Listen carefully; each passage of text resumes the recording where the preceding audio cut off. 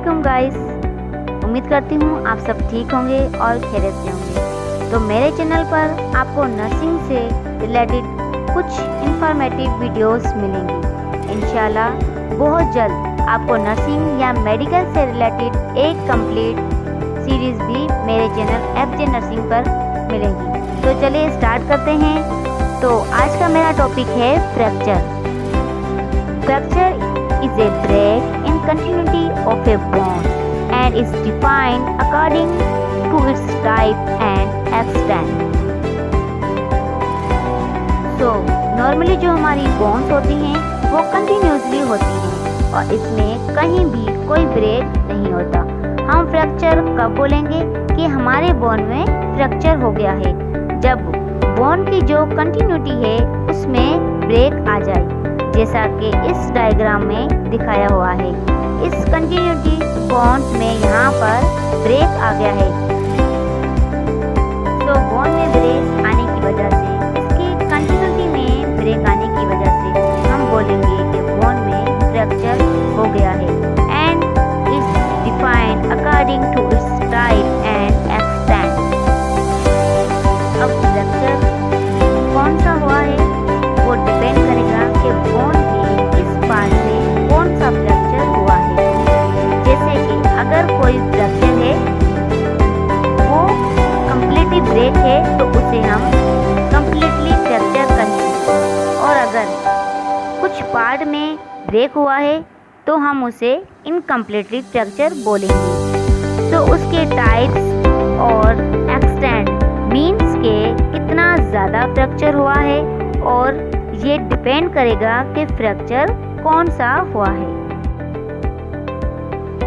So fracture is simply a break in continuity of a bone. Now fracture होने की वजह से क्या होता है, बोन्स डिस्प्लेस भी हो जाती है। मीन्स जो बोन्स की जो प्लेस होती है वहाँ से वो हट जाती है, शॉर्टन हो जाती है, जिसकी वजह से जो बोन्स की जो लेंथ होती है वो शॉर्ट हो जाती है, यानी कि कम हो जाती है।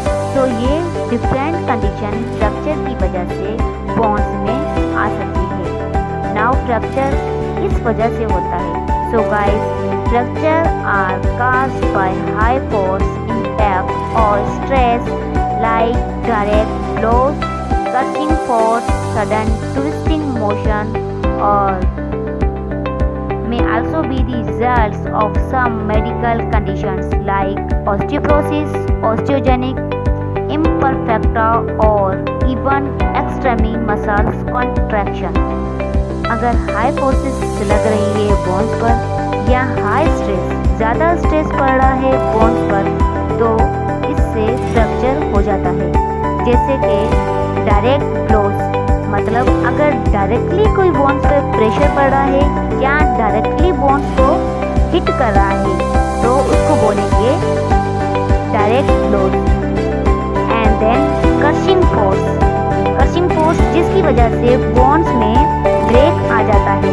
जैसे हाई कंप्रेस फोर्स, कोई बोन्स को कंप्रेस कर रहा है या किसी वजह से बोन कंप्रेस हो रही है तो वो क्रशिंग फोर्सेस, जैसे कि बोन क्रश हो जाएगी या फ्रैक्चर हो जाएगा।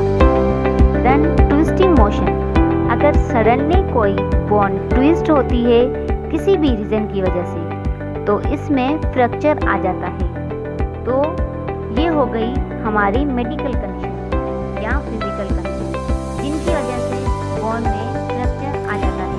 दूसरी कंडीशन होती है मेडिकल कंडीशन। तो मेडिकल कंडीशन की वजह से या डिजीज कंडीशन की वजह से बोन ब्रेक हो जाती है, चाहे बोन पर ज़्यादा स्ट्रेस ना लगे। लेकिन मेडिकल कंडीशन होती है उसमें बोन इजीली ब्रेक हो जाती है, क्योंकि जो हमारी बोन्स होती है वो वीक हो जाती है। जैसे कि ऑस्टियोपोरोसिस डिजीज, जिसमें हमारी जो बोन होती है उसमें ज़्यादा पोर्स आते हैं, पोर्स आ जाते हैं बोन्स में, जिसकी वजह से बोन वीक हो जाती है और बोन इजीली जो है ब्रेक हो जाती है। देन है ऑस्टियोजेनिक इम्परफेक्टा। ऑस्टियोजेनिक इम्परफेक्टा एक जेनेटिक डिजीज है जिसमें जो जीन्स है वो कोलेजिन को बनाती है। तो कोलेजिन क्या होती है? कोलेजिन हमारी बोन की स्ट्रेंथ के लिए होती है, यानी कि हमारी बोन्स को मजबूत बनाती है।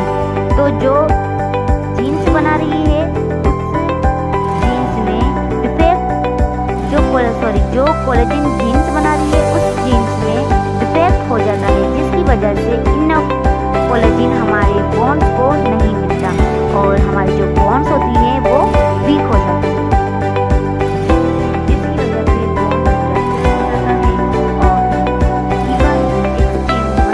बोन अगर बहुत ज़्यादा मसल कॉन्ट्रैक्शन होती है, मसल में बहुत ज़्यादा कॉन्ट्रैक्शन हो रहा है, जैसे कि टेटानस में बहुत ज़्यादा एक्सेसिव मसल्स कॉन्ट्रैक्शन हो जाती है, जिसकी वजह से बोन्स में मसल्स कॉन्ट्रैक्ट आ जाता है और बोन फ्रैक्चर हो जाती है।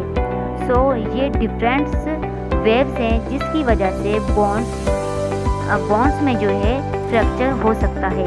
नाउ गाइस, अब हम डिस्कशन करेंगे, आपको बताएंगे टाइप्स ऑफ फ्रैक्चर के। फ्रैक्चर की जो टाइप्स है वो कितनी टाइप्स है और किस तरह के फ्रैक्चर हैं। अब हम वन बाय वन करके डिफरेंट टाइप्स ऑफ फ्रैक्चर के बारे में स्टडी करते हैं। अगर आप उन टाइप्स को ध्यान से सुनेंगे, केयरफुली सुनेंगे, तो ये टाइप्स बहुत ही इजीली है और आपको इजीली से याद हो जाएंगे। सो सबसे पहले फर्स्ट है complete fracture. Now complete as a name indicate.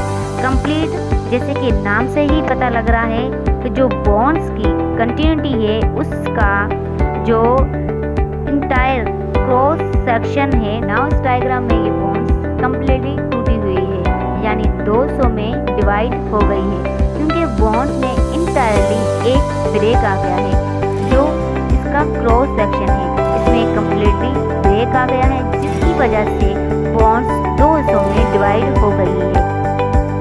तो कम्प्लीटली फ्रैक्चर में क्या होगा? It involves a break across a entire cross section of the bone. Then इसका सेकंड पार्ट है फ्रैक्चर का, वो है incomplete fracture. The break occurs through only part of the cross section of the bone. तो incompletely fracture में क्या होता है कि बोन्स जो है वो कम्प्लीटली ब्रेक नहीं होती, जैसा कि यहाँ डायग्राम में बताया है। बोन्स यहाँ तक ब्रेक होती है, जिसकी वजह से बोन्स अभी भी जॉइंट है, यानी कि 2 पार्ट्स में डिवाइड नहीं होती।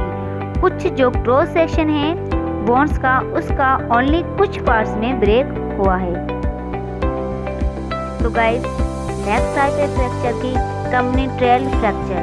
ए fracture in which bone has splintered into several bone fragments. So इस फ्रैक्चर में जो बोन्स है वो छोटी छोटी पार्ट्स में या छोटे छोटे बहुत सारी हिस्सों में टूट जाती है या फिर स्प्लिंटर्ड हो जाती है। तो इसको बोलते हैं कम्युनिट्रियल फ्रैक्चर। जैसे कि यहाँ आपको डायग्राम में नजर आ रहा है कि बोन्स जो है वो छोटी छोटी फ्रैगमेंट्स में ब्रेक हो चुकी है, स्प्लिंटर्ड हो चुकी है, इसको बोलते हैं कम्युनिट्रियल फ्रैक्चर। तो गाइस, चलते हैं नेक्स्ट टाइप की तरफ, close fracture. So it's also called simple fracture. इसको सिंपल फ्रैक्चर भी बोलते हैं। So it is one that does not cause a break in the skin. तो यहाँ पर जैसे कि आपको डायग्राम में नजर आ रहा है कि इसकी बोन्स जो है वो ब्रेक हो गई है, बट बोन की जो ब्रेक होने की वजह से स्किन पर कोई असर नहीं हुआ। तो स्किन जैसे कि वैसी है, स्किन इम्पैक्ट की है, उसको बोलते हैं क्लोज फ्रैक्चर, क्योंकि बोन्स जो है वो अंदर से ब्रेक हुई है, इसका स्किन जो स्किन पे है बाहर कोई असर नहीं हुआ, स्किन सेफ है, इसलिए इसको क्लोज या फिर सिंपल फ्रैक्चर भी बोलते हैं। तो गाइस, नेक्स्ट है हमारा optic fracture. It's also called compound or complex fracture. A fracture in which damage also involves the skins or muscles membrane. Now इस डायग्राम में आपको दिखाई दे रहा है कि बोन्स इस तरह से ब्रेक हुई है कि स्किन को भी डैमेज किया है, वो स्किन से भी थोड़ी सी बाहर आ गई है। तो यहाँ पर ये बोन ब्रेक हुई है और ये स्किन से बाहर आ गई है। इसको ओपन फ्रैक्चर इसलिए बोलते हैं कि इसमें जो बोन होती है वो स्किन को भी डैमेज करके बाहर निकल आती है, स्किन या जो म्यूकस मेम्ब्रेन से बाहर आ जाती है। नेक्स्ट इसका पार्ट है एविलेजन फ्रैक्चर। ये फ्रैक्चर क्या होता है? A fracture in which a fragment of bone has been pulled away by a ligament or tendon and its attachment. So guys, जैसे कि आप इस डायग्राम में देख रहे हैं कि जो एविलेजन फ्रैक्चर है वो हमारे बोन्स के आसपास जो लिगामेंट्स होती है, टेंडन्स या फिर जो मसल्स होती है या फिर कुछ और अटैचमेंट कोई प्रेजेंट होती है, तो अगर लिगामेंट में खिंचाव आ जाता है जिसकी वजह से ये लिगामेंट्स बाहर की तरफ खींचते हैं, जिसकी वजह से जो बोन का हिस्सा है वो भी साथ में पुल अवे कर दिया है और साथ पार्ट को भी बाहर की तरफ खींच जाता है, जिसकी वजह से थोड़ा सा पार्ट जो है बोन का वो ब्रेक हो गया है। सो एविलेजन फ्रैक्चर क्या होता है कि कोई लिगामेंट्स या टेंडन्स की खिंचाव की वजह से ये लिगामेंट्स बाहर की तरफ खींचता है, जिसकी वजह से जो बोन्स का जो पार्ट है वो भी साथ में पुल अवे कर दिया है। इस पार्ट को भी इसने बाहर की तरफ खींच दिया है, जिसकी वजह से थोड़ा सा बोन्स का जो पार्ट है वो ब्रेक हो गया है। तो नेक्स्ट टाइप है compressed fracture. A fracture in which bone has been compressed.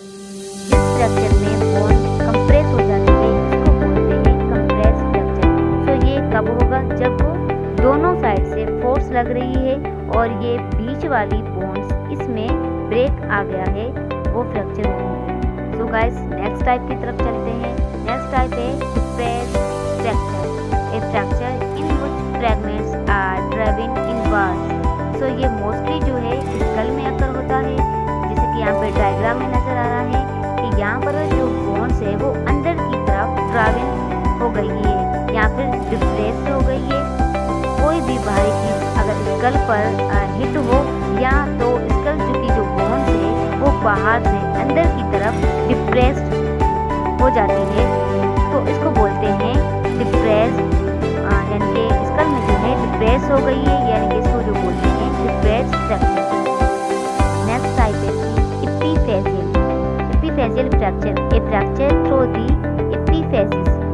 सो हमारे जो बोन्स की जो एंड्स है उसको एपिफेसिस बोलते हैं, और अगर एपिफेसिस में कोई फ्रैक्चर आ जाए तो इसको बोलते हैं एपिफेसियल फ्रैक्चर। जैसे कि यहाँ पे डायग्राम में आपको नजर आ रहा है कि जो बोन्स की जो एंड्स होती हैं उसमें फ्रैक्चर आ जाना, तो उसको बोलते हैं एपिफेसियल। नेक्स्ट है green stick fracture. A fracture in which one side of bone is broken and the other side is जैसे हमारी ग्रीन स्टिक होती है, मतलब जो अभी फ्रेश स्टिक होती है ग्रीन कलर की, अगर इसको हम ब्रेक करें तो इस टाइप का जो स्ट्रक्चर है वो देखने को मिलता है, इसीलिए इसको ग्रीन स्टिक फ्रैक्चर बोला गया है। सो ग्रीन स्टिक फ्रैक्चर में क्या होता है, जो हमारी बोन्स में एक साइड पर फ्रैक्चर हुआ है और दूसरे साइड पे ब्रेक आया है, और दूसरी साइड पे जो बोन्स है वो बेंड हो गई हो, इसको बोलते हैं ग्रीन स्टिक फ्रैक्चर। कि एक साइड से ब्रेक हो गई हो और दूसरी साइड से बेंड हो गई हो या फिर मुड़ गई हो, इसको बोलते हैं ग्रीन स्टिक फ्रैक्चर। नेक्स्ट है oblique fracture. A fracture occurring at one angle occurs the bone. इसमें जो ब्रेक आता है वो होता है ऑब्लिक, इसलिए इसको ऑब्लिक फ्रैक्चर बोलते हैं। तो नेक्स्ट टाइप है transverse fracture. A fracture that is straight across the bone. तो अगर स्ट्रेटली फ्रैक्चर हुआ है ट्रांसवर्स या फिर हॉरिजॉन्टल, तो इसको क्या बोला है? ट्रांसवर्स, या ये जो है कंप्लीट फ्रैक्चर जैसा ही है, लेकिन ये फ्रैक्चर क्या है? ट्रांसवर्स फ्रैक्चर है। ट्रांसवर्स मतलब स्ट्रेट है या फिर हॉरिजॉन्टली फ्रैक्चर हुआ है। तो गाइस, नेक्स्ट टाइप है pathological fracture. A fracture that occur through an area of disease